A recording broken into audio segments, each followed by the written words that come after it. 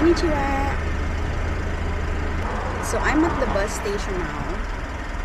Matt and I are planning to learn Japanese. So I'm gonna go to the, what's it called? Miyagi International Association. Nakita ko sa website ng Sendai na they are offering Japanese lessons. So pupuntahan ko yung office nila to ask to get details how to join. Meron naman sa website pero I want more in-depth details kaya sasadyain ko na sila bilang wala naman akong ginagawa. I don't know if it's in every city or prefecture na merong sariling website. Pero ang Sendai meron siyang sariling website. So if there's anything that you want to know or learn about, pwede mo lang i-visit yung website. It's in Japanese, pero you can translate naman to English. So, that's what I've been doing since yesterday. Tapos today, I decided na instead of sending an email or calling, kasi baka, walang sumagot sa akin dahil Japanese yung staff. Sabi ko, pupuntahan ko na lang, hindi naman siya malayo. It's 30 minutes away and it's one bus away. So, I'm gonna go there and see kung pwede kaming mag-join. From the website, nakalagay, it's every Tuesday night, parang 6:30 to 8:30 p.m.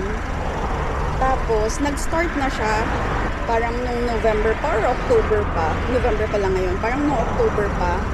So, I'm not sure if pwede pang mag-join. If pwede, I'll ask Matt if he wants to. If not, then we'll look for other options. Tapos, mura lang siya. Parang 20 sessions, 14,000 yen. Parang ganun. Kasi prior to this, may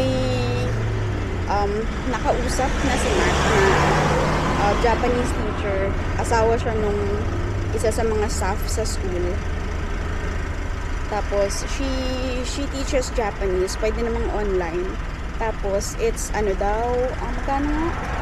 5,000 yen for 1 hour. Dalawa kami ni Matt. Ito parang ang mahal.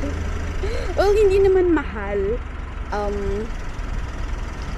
As in, pero mahal for us bilang wala akong trabaho and as much as possible gusto kong makatipid.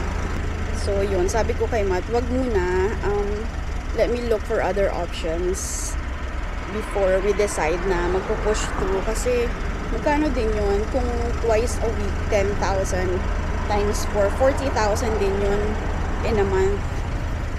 Tama ba? Oo, tama. Oo, ayun. Kaya sabi ko, let me look for other options. Feeling ko merong mas mura pa. I don't doubt na magaling siya and hindi ko kino-question na ganun kalaki yung singil niya. Because I'm also a teacher. I know if you know you're worth that, then you ask for that price. Pero at this time, gusto kong as much as possible makamura and makatipid. So, I'll go ask sa Miyagi International Association. Sana pwede pang mag-join. Sayang din yun. And yun. So, I'm just waiting for the bus. Ito na yata. Ayan na nga. I'm here. This is the building. So, we are looking for that. Miyagi-ken Sendai 7th floor. Godo Chosha.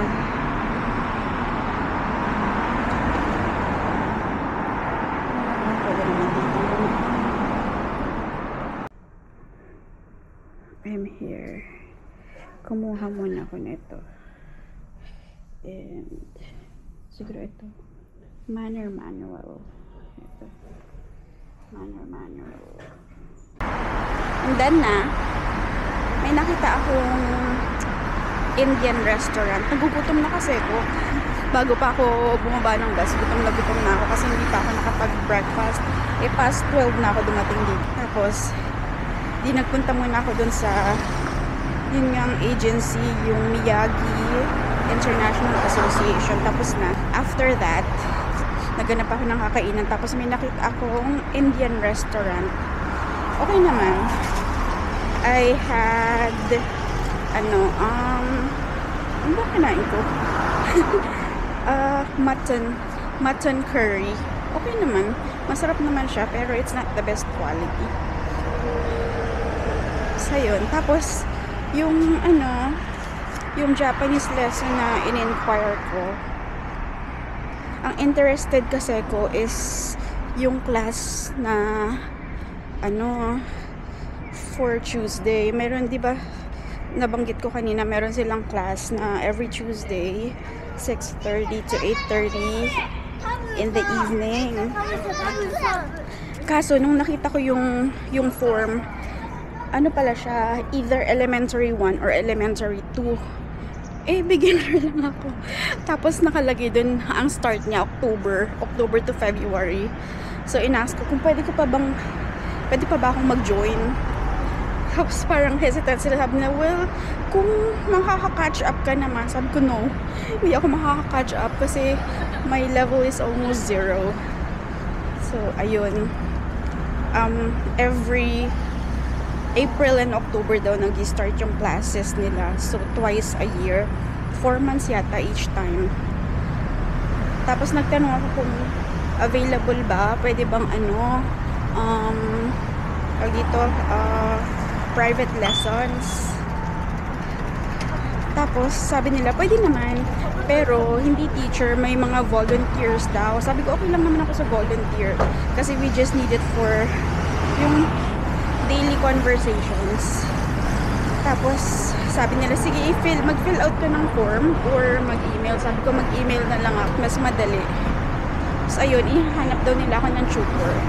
Doon ako kumain. It's called Spice Art. Puro Indian yung staff. Okay lang naman yung food. I paid 1,100. Sana pa ako. So, ayun, di ba sabi, ihahanap daw kami ng tutor. Tapos, tinanong ako kung ano ang preferred schedule namin. Sabi ko, nag-work si Matt. And ako, I'll be working soon. So, sa evening, sometime after 6, or sa weekend. Sabi nila, sige, okay lang daw. Ima-match nila ako sa availability ng tutor or kung sino mang tutor. Tapos tinanong ko kung pwede bang since parehas naman kami ng level ni Matt, isang tutor lang, mag-share na lang kami. Tapos parang hindi ko alam kung pwede yun. Parang kami na, hindi pwede. Yung ganun, dapat tig-isa eh. Parang ganyan. Medyo hirap rin kasi sa English. Very basic lang. Pero gagawin daw ng paraan. Sabi nila, sige, mag-send ka lang na application. And then, ima-match ka namin dun sa kailangan mo. Tapos, ang maganda dun, it's free. Parang nakita ko sa website, parang bayaran mo lang yung kung ano mo magagastos ng tutor. Like, yung transport. Or siguro kung mag-meet kayo sa cafe, kung ano yung kakainin sa cafe or something like that. Basta ganun lang. Which is fine by me. Actually, kahit may bayad. Basta, mura lang. So, ayan. Naglakad-lakad na lang ako after ng lunch para magpababa ng kinain. And, ang ganda ng weather ngayon. It's 15 degrees. Medyo malamig, pero carry lang. Doble lang naman akong damit. Meron akong knitted sweater and then this hoodie. Tolerable naman yung lamig. Nagdoble pa ako ng socks kasi minsan nilalamig yung feet ko. So ngayon it's super warm and cozy. Tapos lalakad-lakad lang ako. Mamaya sasakay na ako ng bus pag nabore na ako. Palagi naming nadadaanan to pagsakay ng bus. And ngayon ko lang siya Check out. Papasok tayo sa loob. Let's see what's in there. Parang mga pang-regalo. Let's see.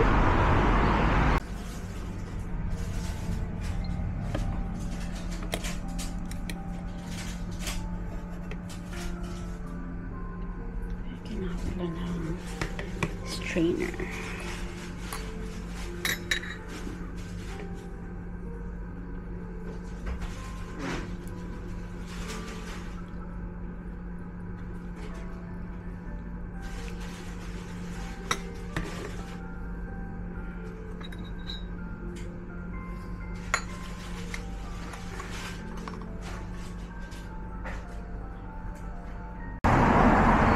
I'm done. Yun lang kinain ko. Yung cake at saka yung tea. Hindi ako nakapag-video sa loob. Bawal. Bawal mag-record and mag-photo. Pauwi na ako. It's 3 and eto na ako sa bus stop. Can you see the color of the sky? Ganda. Parang almost rainbow na siya. I think the camera doesn't give it justice. So pretty. Oh my god.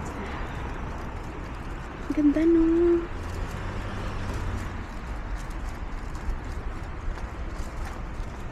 And look at the trees here.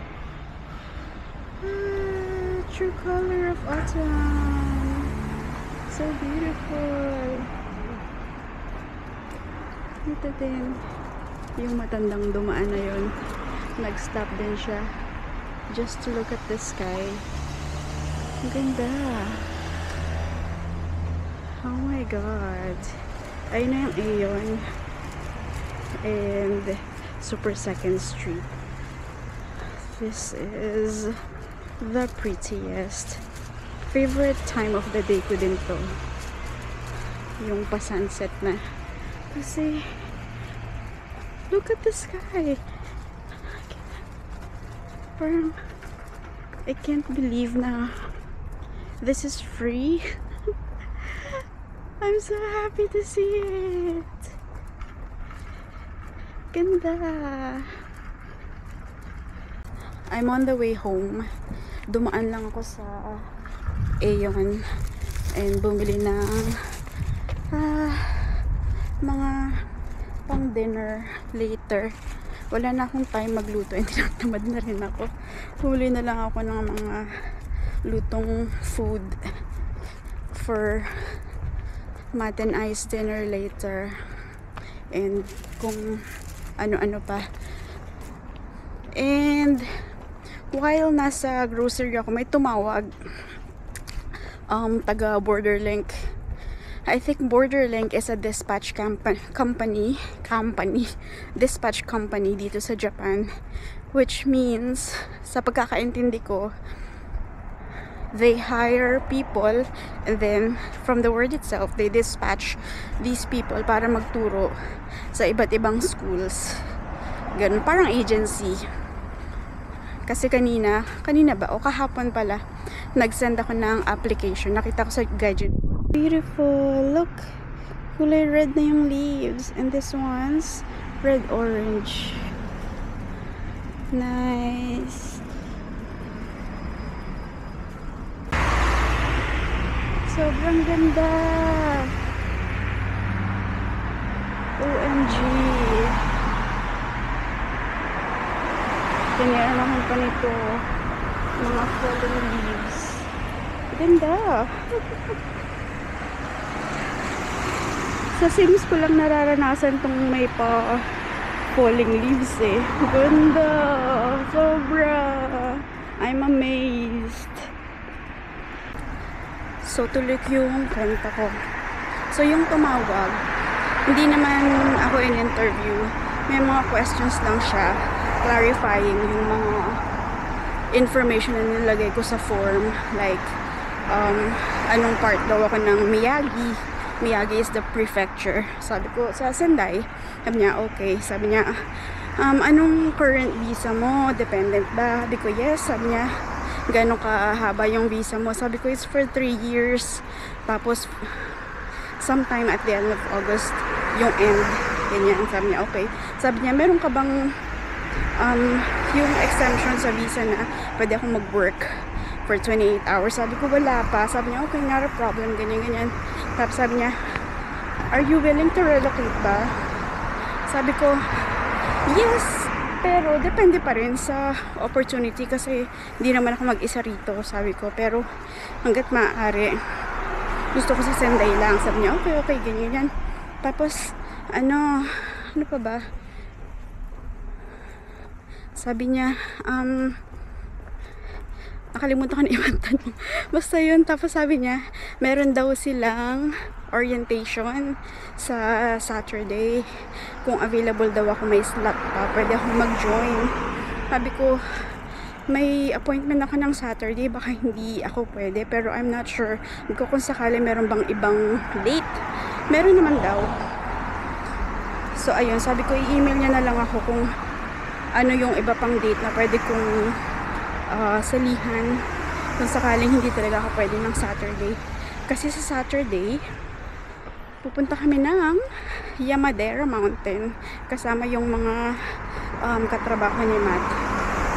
So, yun. Meron daw pang 5 PM. I'm not sure kung nandito na kami ng ganong time. So, hindi pa rin naman ako lumagpas na ako sa street namin. Dito ako sa kabilang street dadaan kasi nakikita ko pa yung kulay ng sky and I really wanna see it. May time naman. Ganda. It's light blue and pink. Ganda. Medyo madilim na dito, but you can still see yan behind the houses. Dito sa street na to ako pumupunta kapag gusto kong makita yung sunset. Ayan na nga, tatawid ako. Saktong walang sasakyan. You cannot see here, but all these trees are orangey. Ganda. Ayan, ang ganda. Oh. Such a beautiful sunset.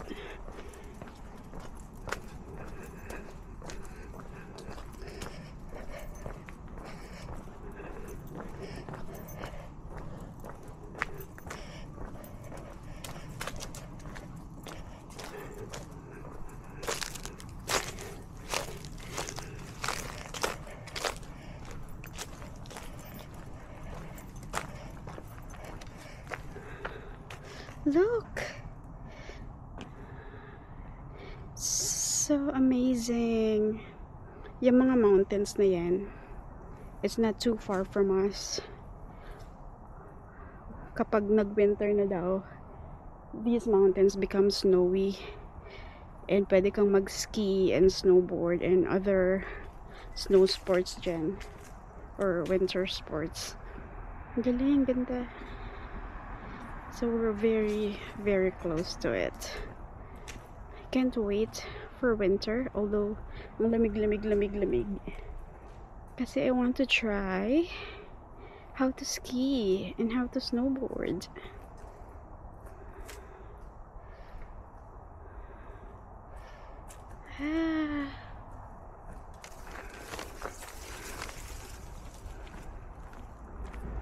So beautiful. Uwi na ako bago pa dumilim. Dito sa Japan, hindi ako natatakot na delikado. Natatakot ako kasi ang dilim ng kalsada dahil yung mga lamp posts, ano lang, very faint lang yung light. Tapos, dito sa North Japan, napapadalas yung sightings ng mga bear and nag-a-attack sila ng people. So, medyo scared ako kasi very hindi naman liblib pero very maraming forest around us and mountains, so it's not impossible na makakita ng bear sa kalsada. Nagpupunta nga sila sa city center, or not the city center here pero sa ibang city center. So I just wanna be home. I don't wanna be caught alone. Isa pa pala, bakit ba ako nag-apply sa Borderlink? Di ba may work na ako? Na hire na ako ng school ni Matt. But right now, we're just waiting for my visa. And parang may problema pa sa visa ko.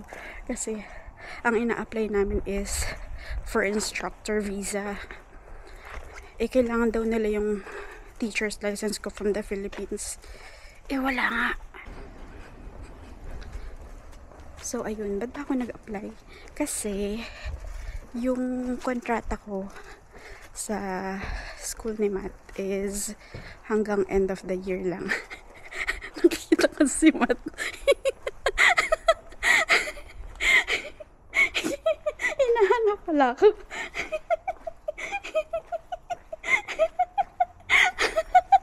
How did you know? I know everything. Nakauwi na ako. Lamig sa labas. Bumalik kami ni Matt dun sa ano man tawag dun? Parang siyang cliff. And nanood ulit kami ng sunset hanggang mag-dark. Tapos nasa bahay na kami. Tapusin ko na yung aking video dito dahil lang haba na. Bye!